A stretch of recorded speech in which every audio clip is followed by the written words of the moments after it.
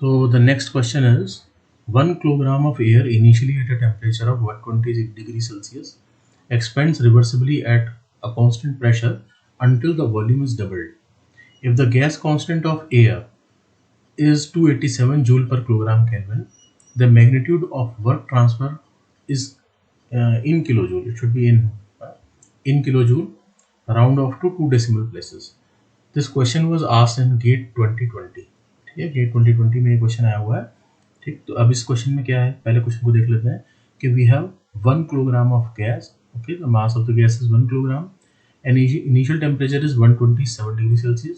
So we have converted this temperature to Kelvin. Expands reversibly at constant pressure. तो जो process हमारा है, जो कैरी आउट हो रहा है इस गैस पर, that is constant pressure process. And volume, the volume V2 is twice of V1. ठीक है, तो ये एक्सपेंशन कब तक हुई है, जब तक कि वॉल्यूम डबल नहीं हो गया. ठीक है, और प्रोसेस जो है वो एक्सपेंशन का वो कांस्टेंट प्रेशर प्रोसेस है. If the gas constant of air is 287 joule पर किलोग्राम केल्विन, तो ये R की वैल्यू हो गई. R एयर इज 287 जूल पर किलोग्राम केल्विन, ये हमें वैल्यू गिवन है. ठीक है, the magnitude of work transfer. ठीक है, हमें magnitude of work transfer calculate करना है, यानी कि इस प्रोसेस में कितना वर्क आउटपुट है वो हमें कैलकुलेट करना है. ठीक है, तो ये सब डाटा हमने लिख दिया. अब देखिए, कांस्टेंट प्रेशर प्रोसेस में हमने पढ़ा था कि कांस्टेंट प्रेशर प्रोसेस में जो वर्क ट्रांसफर है उसकी इक्वेशन क्या होती है, that is P1 into V2 minus V1. ठीक है, ये इक्वेशन है वर्क ट्रांसफर की इन कांस्टेंट प्रेशर प्रोसेस और आइसोबारिक प्रोसेस. ठीक है, तो इसमें हमने लिख दिया इसको P1 V2 minus P1 V1. अब ये हमें मालूम है कांस्टेंट प्रेशर प्रोसेस है, तो P1 will be equal to P2. ठीक, तो इसमें बस अब वैल्यूज रखनी है, तो हमें तो सिर्फ ये कैलकुलेट करना है P2 V2 minus P1 V1. ठीक है, ये तो समझ में आ गया होगा. अब क्वेश्चन में इशू क्या है कि इसमें वॉल्यूम नहीं पता. ठीक है, वॉल्यूम हमें गिवन नहीं है, और फाइनल वॉल्यूम तो पता है लेकिन फाइनल प्रेशर नहीं पता. ठीक है, अगर आप इस इक्वेशन को देखें P2 V2 minus P1 V1, इसमें एक तो ये हमें पता नहीं है, वॉल्यूम पता है कि इनिशियल वॉल्यूम का डबल है, लेकिन इनिशियल वॉल्यूम कितना ये भी नहीं मालूम. P1 की वैल्यू क्वेश्चन में गिवन है नहीं, P1 की वैल्यू भी गिवन नहीं है. ठीक है, V1 तो है ही नहीं ऑलरेडी, ये मैंने आपको बता दिया. तो अब कैलकुलेट कैसे करेंगे, तो जब ये चीज़ है P2 V2 minus P1 V1 में से सिर्फ हमारे पास हमें यही पता है कि प्रेशर कांस्टेंट है. ठीक है, और वॉल्यूम जो V2 है वो V1 का डबल है. ठीक है, लेकिन प्रेशर वॉल्यूम की वैल्यूज नहीं है. तो हम क्या करेंगे, हम ये आइडियल गैस इक्वेशन एयर के लिए यूज करेंगे. PV is equal to MRT, और इस इक्वेशन में you can write P1 V1 is equal to MRT1 and P2 V2 will be equal to MRT2. ठीक है, तो हमारी ये जो इक्वेशन थी P2 V2 minus P1 V1, इसको हम टेम्परेचर की टर्म्स में, ठीक है, ये टेम्परेचर, मास और कैरेक्टरिस्टिक गैस कांस्टेंट, इनकी टर्म्स में कन्वर्ट कर देंगे. तो P2 V2 के प्लेस पे लिख देंगे MRT2 और P1 V1 के प्लेस पे लिख देंगे MRT1. ठीक, अब क्वेश्चन में हमें गिवन है कि जो इनिशियल टेम्परेचर है वो 400 डिग्री सेल्सियस है. ठीक है, T1 की value is 400 degree Celsius, sorry 400 kelvin, ये गिवन है हमें. ठीक, तो T2 कैलकुलेट करना पड़ेगा इस इक्वेशन की. ठीक है, T2 हमें कैलकुलेट करना पड़ेगा. तो उसके लिए क्या करेंगे, हम ये जो हमारी जो आइडियल गैस है उसकी प्रॉपर्टी दोनों पॉइंट्स पर यूज कर लेंगे. ठीक है, यानी V1 upon T1 will be equal to V2 upon T2. ये तो हमें पता है ना कि P1 V1 upon T1 is equal to P2 V2 upon T2 होगा. ठीक, तो इसमें P1 और P2 सेम है, कांस्टेंट प्रेशर प्रोसेस है, तो ये P1 और P1, ये तो P2 कैंसिल हो जाएंगे. तो इक्वेशन आपके पास रह जाएगी V1 upon T1 is equal to V2 upon T2. ठीक, वॉल्यूम का ये पता है कि V2 की वैल्यू ट्वाइस ऑफ V1 के बराबर है, तो ये वैल्यू पुट कर दी यहाँ, और टेम्परेचर की वैल्यू हमने यहाँ से कैलकुलेट कर ली 800 केल्विन. ठीक है, ठीक, तो ये हमें देखना पड़ेगा कि किन टर्म्स में क्वेश्चन हमें सॉल्व करना पड़ेगा. ठीक है, जो नोन डाटा है उसी से कर सकते हैं. तो अब हमारे पास T2 की वैल्यू आ गई, बस अब कुछ नहीं करना, T2 की वैल्यू इस इक्वेशन में रख देंगे. मास हमें गिवन है क्वेश्चन में, R की वैल्यू भी गिवन है, T2 हमने कैलकुलेट कर लिया, और ये MRT1 ये वैल्यू हमें पता है. ठीक है, तो यहाँ से वर्क की हमने वैल्यू कैलकुलेट कर ली. This is 114800 joule and 114.8 kilo joule है। किलो जूल में लिखेंगे तो ऐसा लिखते हैं, ठीक है। तो क्वेश्चन आपको समझ में आ गया होगा। क्वेश्चन वैसे काफ़ी इजी था, लेकिन इन्होंने इसमें थोड़ा सा इसको ट्रिकी बना दिया, ठीक है, कि हमने जो वर्क की क्वेश्चंस पढ़ी हैं वो सब प्रेशर वॉल्यूम की टर्म में पढ़ी हैं, तो उसके अकॉर्डिंग तो ये हो गया P2 V2 minus P1 V1 है ना, लेकिन ये वैल्यू हमें फिर आइडियल गैस इक्वेशन से पुट करनी पड़ेगी इसमें, ठीक। It was a nice question. चलिए, ये मैंने आपको बता दिया कि ये गेट 2020 में क्वेश्चन पूछा गया है। चलिए अब नेक्स्ट क्वेश्चन सॉल्व करते हैं। और ये 2021 में गेट में आया हुआ है। The pressure measurement device fitted on the surface of a submarine located at a depth of h below the surface of ocean reads an absolute pressure of 4.2 megapascal. The density of sea water, density हमें given है। The atmospheric pressure is 101 kilo pascal, ये भी value given है। And the acceleration ये हमें पता है, ठीक है। तो आपको कैलकुलेट करना है। एक्चुअली पहले क्वेश्चन देख लेते हैं। क्वेश्चन क्या है? बहुत सिंपल छोटा सा क्वेश्चन है कि एक सबमरीन है, ठीक है, एक सबमरीन है। ये मैंने ऐसे इसको रेक्टेंगल से शो कर दिया सबमरीन को। ये सबमरीन है और इसकी जो ये जिस डेप्थ पर ट्रैवल कर रही है वो h है, ठीक है। और एटमॉस्फेरिक प्रेशर हमें 101 किलो पास्कल गिवन है। तो इस सबमरीन पर एक प्रेशर गेज माउंटेड है, ठीक है, इस पर एक प्रेशर गेज माउंटेड है और उसकी जो रीडिंग है वो 4.2 मेगा पास्कल है, ठीक है। प्रेशर की वैल्यू 4.2 मेगा पास्कल है, ठीक है। तो 4.2 मेगा पास्कल क्या मतलब हो गया? 4.2 into 10 to the power 6 pascal, ठीक। तो हमें ये h कैलकुलेट करना। तो अब आप देखिए h कैसे कैलकुलेट करेंगे हम। देखिए जो सबमरीन है, इस सबमरीन को आप देख रहे हैं कि इस पर एक तो ये एटमॉस्फेरिक प्रेशर है, ठीक है, ये एटमॉस्फेरिक प्रेशर है और एक ये वाटर में h डेप्थ पर है। तो ये जो वाटर कॉलम है इसके ऊपर, ये वाला जो लेंथ से मैंने शो किया हुआ है वाटर कॉलम, तो यहाँ है ना, यहाँ से ये, तो इसके ऊपर जो ये वाटर कॉलम है इसकी वजह से भी इस पर एक प्रेशर होगा। उसकी वैल्यू हम ρgh से कैलकुलेट कर लेंगे। तो ये जो टोटल प्रेशर की वैल्यू हमें गिवन है, it should be the sum of atmospheric pressure and pressure due to this depth h. This will be rho g h, ठीक है, रो है ये, ठीक है, ये जो लिखा हुआ मैंने रो है, ठीक।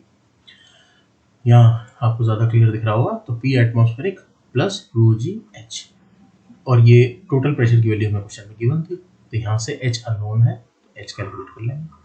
398.3 मीटर ये आंसर है इसका, ठीक है। तो ये 2021 में गेट में आया है क्वेश्चन। देखिए ये प्रेशर के जितने भी क्वेश्चंस हैं, सिर्फ प्रेशर के ही नहीं, वैसे तो थर्मोडायनेमिक्स में आपको यूनिट्स का बहुत ध्यान रखना है, ठीक है। अगर आप यूनिट में गड़बड़ कर देंगे तो आंसर आपके गलत आ जाएंगे, ठीक है। चलिए नेक्स्ट क्वेश्चन देखो, ये भी बड़ा अच्छा क्वेश्चन है। An elastic sphere initially has a diameter of 1 metre, ठीक है। हमारे पास एक स्फीयर है, ठीक, स्फीयर है और इसके जो डायमीटर की वैल्यू हमें गिवन है initially, that is 1 metre, 1 metre इसका डायमीटर है। And contains a gas at a pressure of 1 atm, 1 atmospheric pressure, ठीक है। तो 1 एटमॉस्फेरिक प्रेशर की वैल्यू क्या होती है? वैसे तो हमने लिखा था कि 1.013 बार होती है, ठीक है, 1.013 बार होती है वैल्यू, ठीक है। और जब हम इसको किलो पास्कल में लिख देते हैं तो इट इज 101.3 किलो पास्कल ये होती है, ठीक है। तो मैंने इसमें क्या किया है कि कैलकुलेशन को थोड़ा सिंप्लीफाई करने के लिए मैंने इसे 101.3 की जगह 100 किलो पास्कल लिख दिया है, ठीक है। ये मैंने अपने पास से लिख दिया है, ऐसा वैसा करना नहीं चाहिए। आप 101.3 लेकर ही कैलकुलेशन करिए, ठीक है। अगर 100 किलो पास्कल गिवन है क्वेश्चन में तो आप 100 लिख सकते हैं, otherwise it should B 101.3 kilo pascal और 1.013 बार। तो अब सिचुएशन क्या है कि ये गैस इसके अंदर है, स्फीयर के यहाँ पर गैस है और इसको हीट ट्रांसफर किया गया। Some heat has been supplied to this gas, heat.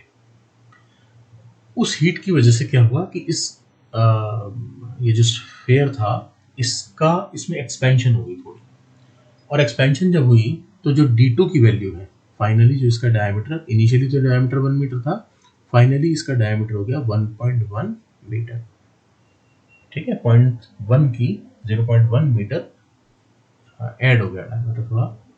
ठीक, during the heating process the gas pressure inside the sphere is proportional to the sphere diameter. और हमें क्या गिवन है कि जिस समय इसमें एक्सपेंशन हुई तो उस समय पर, क्योंकि डायमीटर आप देख रहे हैं इंक्रीज हो रहा है, तो डायमीटर अगर इंक्रीज हो रहा है तो साथ साथ प्रेशर भी इंक्रीज हो रहा है। ठीक है भाई, प्रेशर इंक्रीज होने से ही तो डायमीटर इंक्रीज हुआ। जब हमने इसको हीट सप्लाई की, ठीक है, हीट सप्लाई की तो क्या होगा, यहाँ पर प्रेशर इंक्रीज होगा। प्रेशर इंक्रीज हुआ तो वो एक्सपेंशन करेगा। तो वो जो एक्सपेंशन है वो डायरेक्टली प्रोपोर्शनेट है प्रेशर के। ठीक, ये हमें गिवन है कि P is directly proportionate to D। ठीक है, तो हाँ, यहाँ से एक ही क्वेश्चन हम ये लिख सकते हैं, P is equal to K into D. K is constant of proportionality. ठीक है, तो इसका मतलब अब ये हुआ कि ये हमारी क्वेश्चन बन गई P is equal to K into D1। ठीक है, इसी तरह से हम P2 की वैल्यू भी लिख सकते हैं। एक्सपेंशन जब हुई है तो उस समय P2, क्योंकि P2 की वजह से ही एक्सपेंशन हुई है, तो यहाँ ये भी सेटिस्फाई करेगा इसको। So P2 will be equal to K into D2। ठीक है, तो पहले तो ये फर्स्ट इक्वेशन जो है इसमें हमारे पास K अननोन है। ठीक है, ये कांस्टेंट ऑफ प्रोपोर्शनैलिटी हमें नहीं पता। प्रेशर की वैल्यू इनिशियली मालूम है। ठीक है, इनिशियली प्रेशर की वैल्यू कितना है, 100 किलो पास्कल है।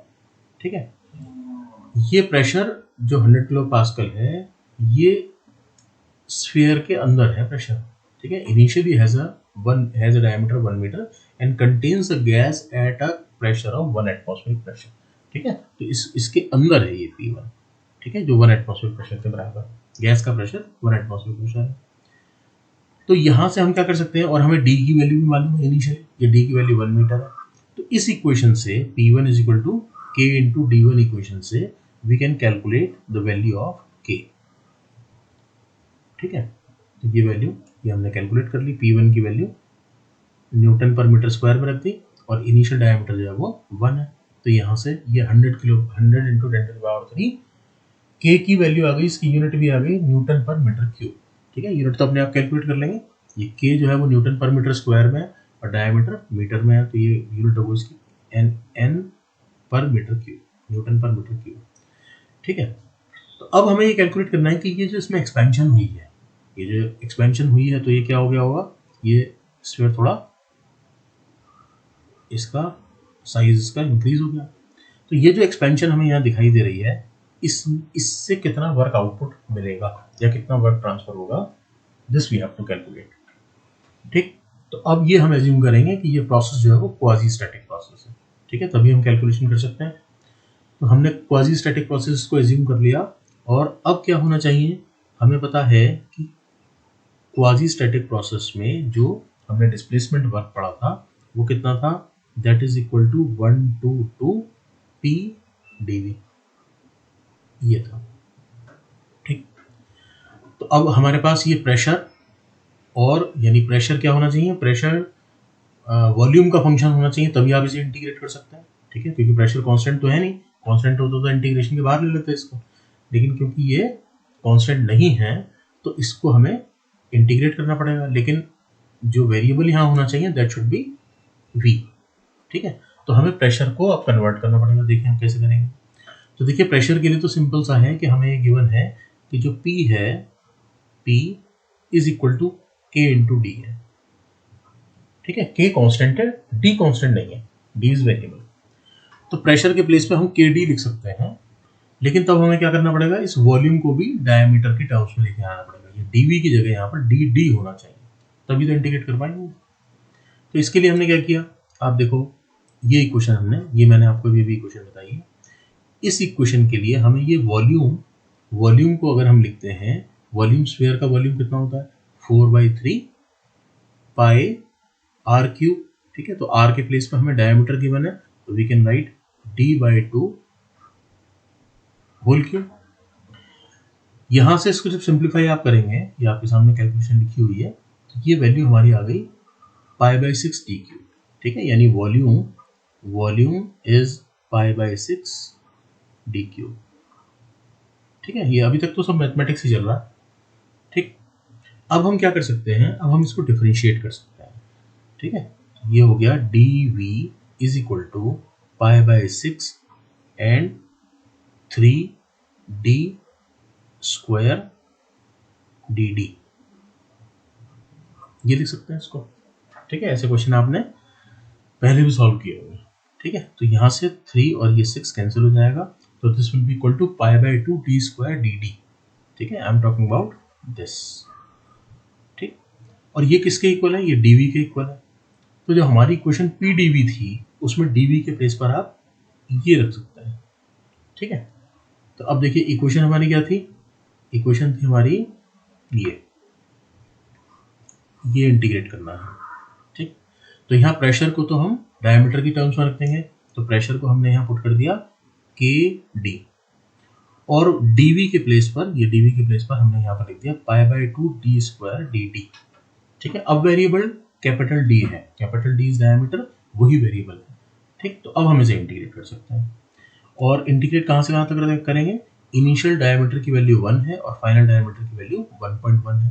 ठीक, तो अब इंटीग्रेशन तो आप कर ही सकते हैं, इसको, इस इक्वेशन को इसे थोड़ा सिंप्लीफाई कर लीजिए। तो इसमें से k और पाई बाय 2 दोनों कांस्टेंट हैं, तो इनको हमने यहाँ पर बाहर लिख दिया, और इंटीग्रेशन d1 टू d2, अंदर क्या बचा हमारे पास? d cube dd। अब इसको इंटीग्रेट करेंगे तो this will be d to the power 4/4। ठीक, बाकी ये जो बाहर रखी हुई है ये तो सब वैल्यूज कांस्टेंट, k की वैल्यू हम पहले कैलकुलेट कर चुके हैं, तो 100 into 10 to the power 3 is k। Pi की वैल्यू मैंने 3.14 ली हुई है, 2 तो डिनोमिनेटर में है ही, और बाकी ये इंटीग्रेट हो गया d टू द पावर 4/4, इसमें लिमिट्स रख देंगे। ठीक है, तो जब लिमिट्स रख देंगे तो आपके पास ये वैल्यू आ जाएगी। Final answer is 18.21 kilo joule. ठीक, तो ये क्वेश्चन भी थोड़ा सा, अगर आपने पहले की चीजें समझी हैं तभी आपको समझ में आएगा। ठीक है, इक्वेशन तो बिल्कुल सिंपल है पीडीवी, लेकिन वेरिएबल आपको चेंज करना पड़ रहा है। ठीक है ना, पीडीवी में हमने क्या किया?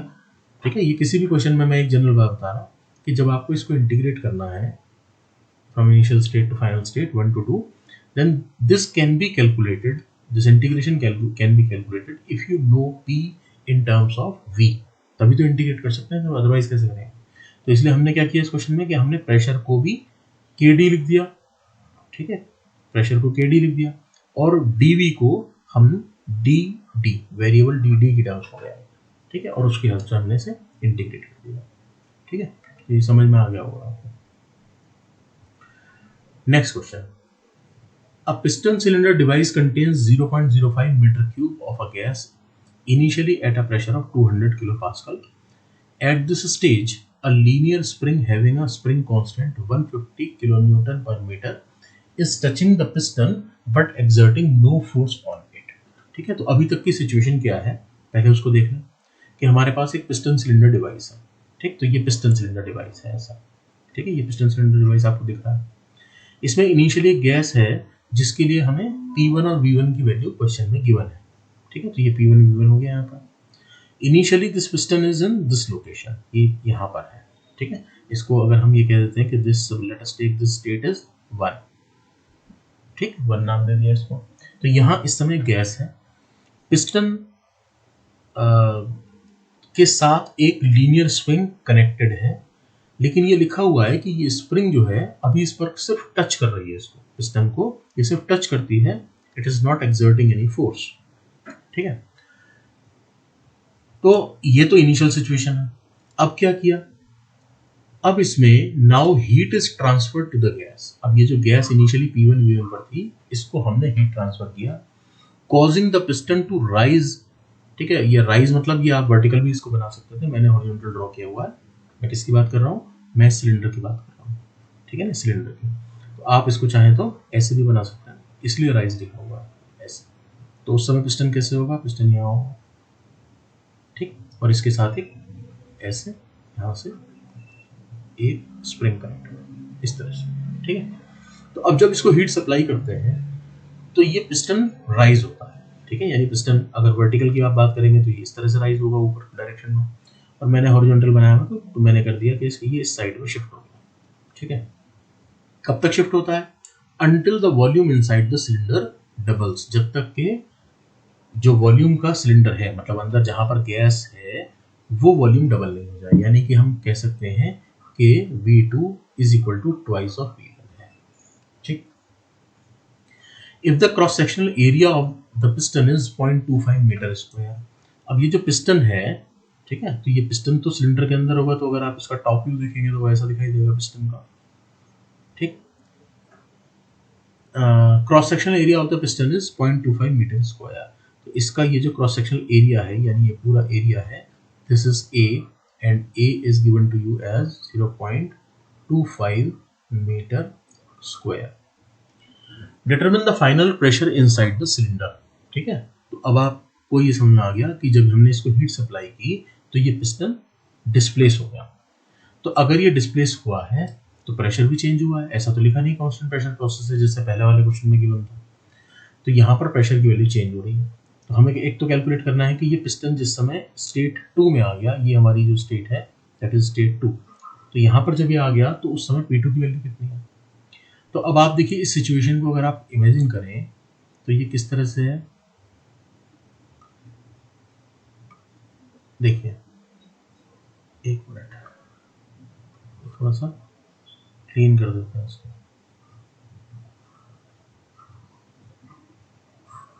ठीक है, तो अभी सिचुएशन क्या है,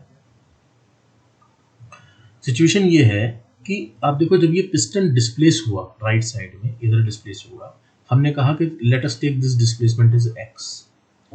तो जब ये पिस्टन डिस्प्लेस होगा तो ये स्प्रिंग को कंप्रेस करेगा, स्प्रिंग कंप्रेस होगी तो ये एक फोर्स इस पर एक्सर्ट करेगी। ठीक है, और हम उसे प्रेशर की टर्म्स में कैलकुलेट कर सकते हैं, force upon area is pressure. तो अब गैस जब एक्सपेंड हुई, जब ये पिस्टन राइट साइड में शिफ्ट हुआ, तो P2 की जो वैल्यू होगी उसमें क्या होगा कि ये P1 तो पहले से ही प्रेशर था गैस का, स्प्रिंग क्योंकि कंप्रेस हुई है तो स्प्रिंग का प्रेशर और उसमें ऐड हो जाएगा। ठीक है, जितना स्प्रिंग को कंप्रेस किया उसकी वजह से जो प्रेशर है that will be added in the initial pressure. So we can write this equation P2 is equal to P1 plus P spring. P spring मतलब मैंने लिखा हुआ है स्प्रिंग प्रेशर को। तो P1 की वैल्यू तो पता है, P2 तो हमें कैलकुलेट करना है, P1 मालूम है। अब P स्प्रिंग की बात करते हैं। तो सबसे पहले हमें देखना पड़ेगा कि ये स्प्रिंग इस पर फोर्स कितना अप्लाई करेगा। तो आपको पता है कि ये क्योंकि ये तो लीनियर स्प्रिंग है, लीनियर इलास्टिक, तो ये F जो इस पर फोर्स अप्लाई होगा that will be equal to K is spring constant into X। ठीक है, ये हमने पहले भी डिस्कस किया था जब हमने स्प्रिंग वर्क पढ़ा था, और नहीं तो आपको पहले से ही पता होगा कि ये तो सब स्कूल में ही पढ़ते हैं ना। तो F is equal to K into X। ठीक है, ये फोर्स है that is applied by the spring, और इस फोर्स को अगर हम एरिया से डिवाइड कर दें तो it will become pressure exerted by the spring. ठीक है, तो ये यहाँ पर मैंने लिखा है इसको कि ये हो गया P spring is equal to F upon A and F is equal to K into X and denominator is A। तो ये जो वैल्यू आ गई हमारी, ये स्प्रिंग की आ गई, स्प्रिंग प्रेशर की। अब इसमें देखिए क्वेश्चन में हमें K की वैल्यू गिवन है, A की वैल्यू भी गिवन है, लेकिन X नहीं है। तो X को देखिए, X क्या होगा, X will be change in volume upon cross sectional area of the piston. अब देखो कि चेंज इन एरिया क्या है, ये जो वॉल्यूम चेंज हुआ है यानी कि V2 minus V1, V2 minus V1 is change in volume, और इस चेंज इन वॉल्यूम को आप अगर एरिया से डिवाइड कर देंगे then you will get the value of this displacement. ठीक है, ये X की value V2 minus V1 upon A होगी। ठीक, समझ में आ गया होगा। ठीक है, तो यहां से हमने क्या किया, सबसे पहले हमने डिस्प्लेसमेंट कैलकुलेट कर लिया, 0.2 मीटर आ गई वैल्यू। और अब इसको क्योंकि हमें एक X ही तो अननोन था, तो ये जो हमारी इक्वेशन थी P2 is equal to P1 plus KX upon A, इसमें हमने X की वैल्यू पुट कर दी। ठीक है, यूनिट्स आप देख ही रहे हैं कि मैंने सबको क्या किया, न्यूटन पर मीटर स्क्वायर या पास्कल में कन्वर्ट कर दिया। तो ये इनिशियल प्रेशर 200 किलो पास्कल था, इसको 10 टू द पावर 3 से मल्टीप्लाई कर दिया, और जो स्प्रिंग कांस्टेंट था वो भी हमें किलो न्यूटन में गिवन था। देखो यहाँ पर जो वैल्यू है स्प्रिंग कांस्टेंट की, ये लिखा हुआ, इट इज किलो न्यूटन पर मीटर। ठीक है, मैंने आपको बताया कि आपको यूनिट्स का बहुत ध्यान रखना है, you have to be very very careful about units. So this is the value of K into displacement is X upon A। यहाँ से हमारे पास ये स्प्रिंग प्रेशर कैलकुलेट हो गया 320 kilo pascal, sorry spring pressure नहीं, P2 कैलकुलेट हो गया 320 kilo pascal. ठीक, तो पहली चीज तो ये थी कि हमें ये final pressure inside the cylinder ये कैलकुलेट करना था। अब हमें total work done by the gas, अब ये गैस क्योंकि एक्सपेंड हुई है और पिस्टन डिस्प्लेस हुआ है, तो हमें कैलकुलेट करना पड़ेगा कि ये इसमें वर्क ट्रांसफर कितना हुआ। ठीक है, तो अब आप देखिए ये वर्क ट्रांसफर कितना हुआ।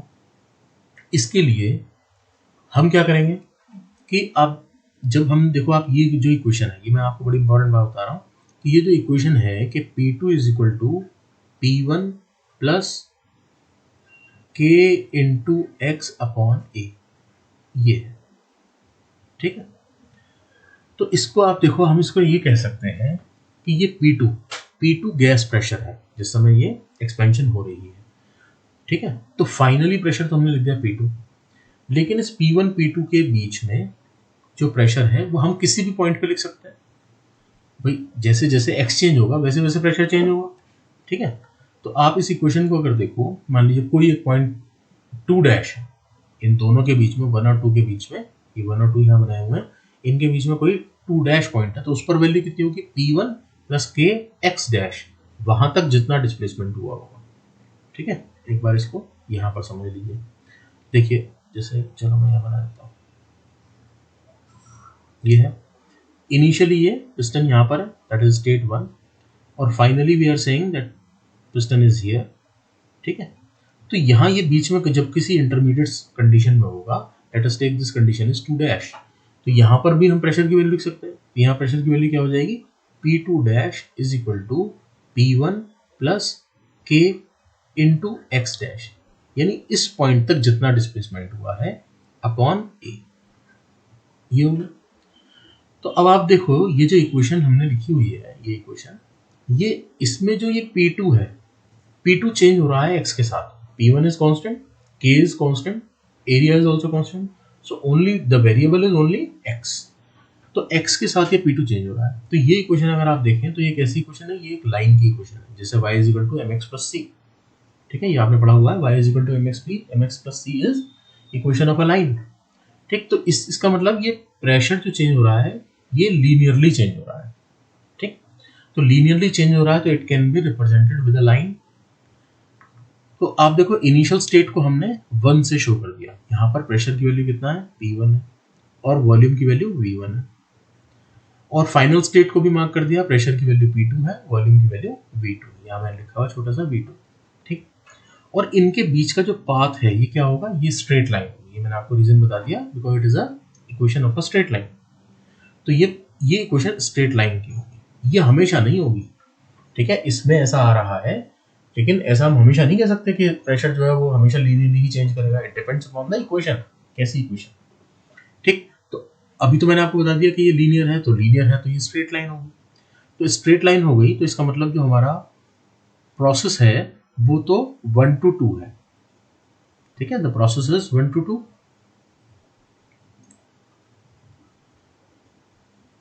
ठीक है, एक बार मैं इसको क्लीन करके दोबारा आपको बता रहा हूँ कि जो प्रोसेस है वो 1 to 2 है, और मैंने आपको उसका रीजन बता दिया। तो अब हमें क्या करना होगा, हमें पता है कि पीवी डायग्राम पर जो एरिया अंडर द कर्व होता है दैट इज वर्क ट्रांसफर। तो ये 1 to 2 तो हमारा प्रोसेस है, तो अगर आप ये एरिया कैलकुलेट कर लें, एरिया अंडर द कर्व, तो कर्व क्या है 1 to 2, तो ये हमें वर्क की वैल्यू मिल जाएगी, that is equal to work transfer 1W2। ठीक है, तो इसको कैसे कैलकुलेट करेंगे, ये ट्रेपेजियम है, देखो आपको दिखाई दे रहा है, तो इसमें बस इसका फॉर्मूला आपको पता है, half into sum of parallel sides into difference between them. ठीक है, तो इसका एरिया कैलकुलेट कर लेंगे। सम ऑफ पैरेलल साइड्स क्या है, ये वैल्यू आप देखो, ये और ये दोनों पैरेलल है, तो ये P1 की वैल्यू, ये हाइट हो गई, ये P1। ठीक, और ये हाइट हमारी P2, ये वाली हाइट P2 है ये। ठीक, और इन दोनों के बीच का जो डिफरेंस है पैरेलल लाइंस का ये है, तो ये वैल्यू कितना है, ये V2 माइनस V1, यहाँ से यहाँ तक पूरा V2 है और यहाँ से यहाँ तक V1 है, तो this difference is V2 minus V1। ठीक, इनटू हाफ, तो ये वैल्यू हमने यहाँ पर लिख दी और बस इसमें वैल्यूज पुट कर दी। वैल्यूज तो देख ही नहीं आपने, मैंने ऊपर आपको दिखाई दी। ठीक है, P1 P2 हमने कैलकुलेट कर लिया, V1 V2 हमें गिवन है। ठीक है, तो यहाँ से हमारे पास वर्क आ गया 13 किलो जूल। ठीक है, तो ये टोटल वर्क आउटपुट इससे हो गया। अब और क्या है, थर्ड पार्ट है the fraction of the work done by the gas against the spring to compress it. अब हमें कैलकुलेट करना है इस गैस ने जो वर्क किया है जो कि स्प्रिंग में स्टोर हो गया, ठीक है, क्योंकि स्प्रिंग को कंप्रेस किया है, तो वो वर्क कितना है। तो वो वर्क कैलकुलेट करने के लिए हमारे पास फॉर्मूला है, जहां हमने W पढ़ा था स्प्रिंग के लिए, ठीक है, जहां W स्प्रिंग, हमने डिफरेंट टाइप के वर्क्स पढ़े हैं पहले एक वीडियो में, तो आपको अगर ये याद नहीं है तो एक बार उसमें जाके देख लीजिएगा। तो वहां पर हमने पढ़ा था कि अगर डिस्प्लेसमेंट नहीं, इनिशियल लेंथ जो है वो स्प्रिंग की x1 है और इससे उसे हम कॉम्प्रेस करके x2 कर देते हैं, तो this will be equal to half into spring constant into x2 square minus x1 square, ये होती है, ठीक है। अब हमारे केस में क्या है कि ये x1 की वैल्यू तो 0 है, क्योंकि क्वेश्चन में गिवन है कि इनिशियली वो सिर्फ टच कर रहा है सिस्टम को, कोई कंप्रेस नहीं, मतलब कुछ उसके अंदर कंप्रेशन या एक्सटेंशन नहीं हुई है स्प्रिंग की, ठीक है। तो वहां पर x1 की वैल्यू 0 हो गई, तो यानी this value W spring will be equal to half into k into x2 square. तो बस इसमें हमने ये वैल्यू रख दी। ये x2 क्या है, x ही हमारा x2 है, x1 तो 0 है ना, तो यहाँ पर हमने वैल्यू रख दी। k की वैल्यू हम पहले यूज कर चुके हैं, ये स्प्रिंग कांस्टेंट है, एक डिस्प्लेसमेंट भी हम कैलकुलेट कर चुके हैं 0.2 है, ठीक है, तो ये वैल्यू हमने कैलकुलेट कर ली, इट इज 3 किलो जूल, ठीक है। तो इतना अमाउंट ऑफ वर्क जो है वो स्प्रिंग को कंप्रेस करने में यूज हो गया, ठीक है। अगर ये स्प्रिंग ना होती तो क्या होता कि इसकी एक्सपेंशन और ज्यादा होती, ये स्प्रिंग इसको फोर्स लगा रही है ना ऑपोजिट डायरेक्शन में, तो इसलिए ये एक्सपेंशन कुछ कम हुई है। तो कितना कम हुई है, वो मतलब जितना अमाउंट ऑफ वर्क हमें नहीं मिल पाया वो क्या हुआ, that was work done against the compression of the spring, ठीक है, and that amount is 3 kilo joule, ठीक। तो ये भी समझ में आ गया होगा। ये बहुत बढ़िया क्वेश्चंस हैं, बहुत ही अच्छे क्वेश्चंस हैं, जिनसे आपको सारे कंसेप्ट क्लियर हो जाएंगे, ठीक है। अगर आपको एक बार में नहीं समझ में आ रहा तो दोबारा से वीडियो देखते रहिए। Next, a fluid contained in a horizontal cylinder fitted with a frictionless leak proof piston, ठीक है। अब ये क्या है, वही हॉरिजॉन्टल हमारा सिलेंडर है इस तरह से, ठीक, यहाँ पर इसमें कहीं पिस्टन है, ठीक है। तो इसमें एक फ्लूइड है और मींस ऑफ स्टिरर। अब क्या करते हैं कि इसके अंदर हमने यहाँ एक स्टिरर लगा रखा है, ठीक है। क्वेश्चन में ये गिवन है कि इसमें एक स्टिरर है और यहाँ एक मोटर है, वो मोटर रोटेट कर रही है इसको, ठीक है, इसको ऐसे रोटेट कर रहा है। तो रोटेट करेंगे यहाँ तो ये वर्क ट्रांसफर हो रहा है जो भी फ्लूइड है उसको। The cylinder diameter is 0.4 metre, cylinder का डायमीटर में गिवन है 0.4 metre. During the stirring process lasting 10 minutes, 10 minutes तक ये स्टिरिंग होती है, ठीक है। ये मोटर जो आपने 10 मिनट्स तक रन की। The piston slowly moves out a distance of 0.485 metre, यानी कि फिर क्या हुआ कि ये पिस्टन थोड़ा सा आउटवर्ड शिफ्ट हो गया, ठीक है। इस केस में देखो, पहले वाले केस में जो हमने पढ़ा था उसमें हीट ट्रांसफर हुआ था, ठीक है। अब देखो जो फर्स्ट क्वेश्चन हमने सॉल्व किया था,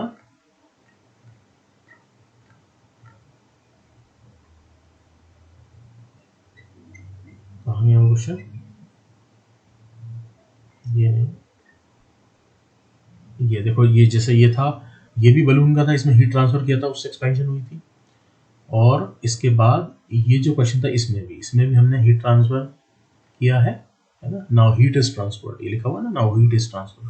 तो यहाँ तो हमने हीट ट्रांसफर किया है और उसकी वजह से एक्सपेंशन हुई है, लेकिन ये जो क्वेश्चन हम अब सॉल्व कर रहे हैं इसमें आप देखो वर्क ट्रांसफर हो रहा है, ठीक है। ये स्टेरर को रोटेट करके आप वर्क ट्रांसफर कर रहे हैं और उसकी वजह से एक्सपेंशन हो रही है, ठीक है। तो ये एक्सपेंशन कितना हुआ, जैसे ये जो हमारा सिस्टम था इसमें ये पिस्टन डिस्प्लेस होकर कहीं यहाँ आ गया, ठीक, और ये डिस्प्लेसमेंट की वैल्यू हमें गिवन है, ये वाला, ठीक है, कितना है 0.485 अगेंस्ट द एटमॉस्फेयर। अब आप देखो ये जो वर्क कर रहा है ये अगेंस्ट द एटमॉस्फेयर कर रहा है, क्योंकि यहाँ पर एटमॉस्फेरिक प्रेशर है, ठीक है, पी नॉट से लिख देते हैं उसे। This value is 101.3 kilo pascal, ठीक है। इस बार मैंने 101.3 किलो पास्कल कर ली, ठीक है। तो यही एक्यूरेट वैल्यू है, ठीक, 100 से आप कर सकते हैं अगर आप घर में प्रैक्टिस कर रहे हैं, या एग्जाम में तो वैल्यू से 101.3 किलो पास्कल से करनी चाहिए, या जो गिवन है वैल्यू उसे यूज करना चाहिए। तो ये डिस्टेंस हो गया हमारा 0.485 metre. The net work done by the fluid during the process 2 kilo joule, ठीक है। इस एक्सपेंशन की वजह से तो कुछ वर्क आउटपुट मिलेगा और कुछ वर्क आपको इनपुट करना पड़ रहा है, जिसके लिए आप जिससे मोटर रन कर रहे हैं, ठीक है, मोटर को रन करेंगे तभी ये स्टेरर मूव होगा। तो यानी स्टेरर वाला जो वर्क है that is work done on the system, और जो पिस्टन के आउटवर्ड मूवमेंट से वर्क हुआ है वो work done by the system. ठीक है, तो इसका जो नेट वर्क डन है वो हमें गिवन है 2 किलो। ठीक, द स्टेरर इज इस स्टेरर की जो स्पीड है जिससे रोटेट कर रहा है that is 840 RPM. Determine the torque in the shaft and the power output of the motor. ठीक है, तो हमें ये जो शाफ्ट है ना जिससे ये स्टेरर मूव कर रहा है इस पर टॉर्क कैलकुलेट करना, कितना टॉर्क। तो अब देखो आप, इसमें दो वर्क हो गए। एक वर्क तो है हमारा पीडीवी वर्क, जो ये एक्सपेंशन हुई है, पिस्टन का डिस्प्लेसमेंट हुआ है, और दूसरा वर्क है जो ये स्टेरर को ट्रांसफर किया गया, दैट इज शाफ्ट वर्क। ठीक है, तो पिस्टन डिस्प्लेसमेंट तो कितना होगा, ये होगा P not into delta we, P not into delta we. ठीक है, क्योंकि एटमॉस्फेरिक प्रेशर के अगेंस्ट वर्क हो रहा है, तो P not into delta we. इस वैल्यू को हम कैलकुलेट कर लेंगे, पी नॉट की वैल्यू हमें बताइए इंटू डेल्टा वी। देखो चेंज इन वॉल्यूम कितना हुआ, ये हुआ पाई बाई 4 डी स्क्वायर। ये क्या है, ये तो एटमॉस्फेरिक क्रॉस सेक्शनल एरिया है, और ये एल जो है वो डिस्प्लेसमेंट है। ठीक है, तो ये समझ में आ गया होगा, पहले वाले क्वेश्चन में भी ये चीज यूज कर चुके हैं कि इस पिस्टन का जो क्रॉस सेक्शनल एरिया है वो ए है, और हमें तो इसका क्योंकि डायमीटर मालूम है वो सिलेंडर के डायमीटर के ही बराबर होगा लगभग, तो that is pi by 4 D square. ठीक है, और वॉल्यूम कितना हो जाएगा, आप इसको इस डिस्प्लेसमेंट से मल्टीप्लाई कर देंगे तो you will get the value of the change in volume. तो डेल्टा वी की वैल्यू हो गई, तो ये हो गया 101.3 10 to the power 3 pi by 4 0.4 is diameter, और ये डिस्प्लेसमेंट है। तो यहाँ से ये हमारा वर्क आउटपुट आ गया, it is 6.17 into 10 to the power 3। ठीक, ये वर्क आउटपुट हो गया। अब देखिए work done by the stirrer कितना होगा। शाफ्ट वर्क हमने पढ़ा था 2 पाई एन इंटू टी होता है। ठीक है, और इसको हमने कितना टाइम तक ये रन किया गया है, मोटर जो रन हो रही है और जो शाफ्ट को रोटेट करती है उसके आरपीएम तो 840 आरपीएम है, रिवोल्यूशन पर मिनट।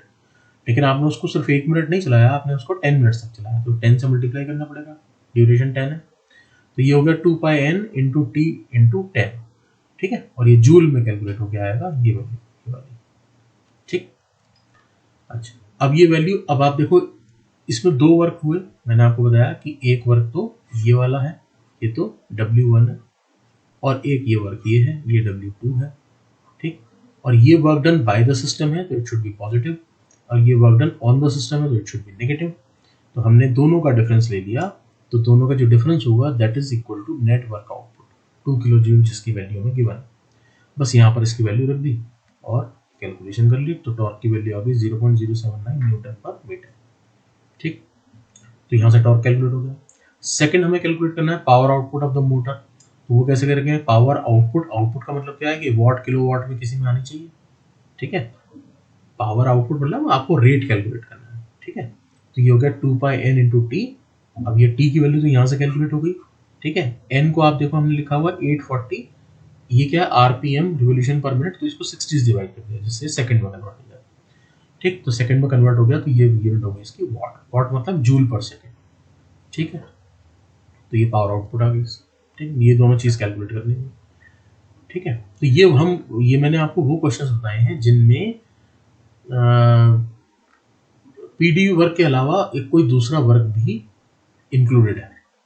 ठीक है, क्योंकि इसमें जितने भी हमने वर्क पढ़े हैं वो किसी भी तरह से इसमें इंक्लूड हो सकते हैं, क्योंकि मैंने आपको बताया कि पीडी वर्क ही सिर्फ वर्क नहीं है, उसके अलावा ये भी सब वर्क ट्रांसफर।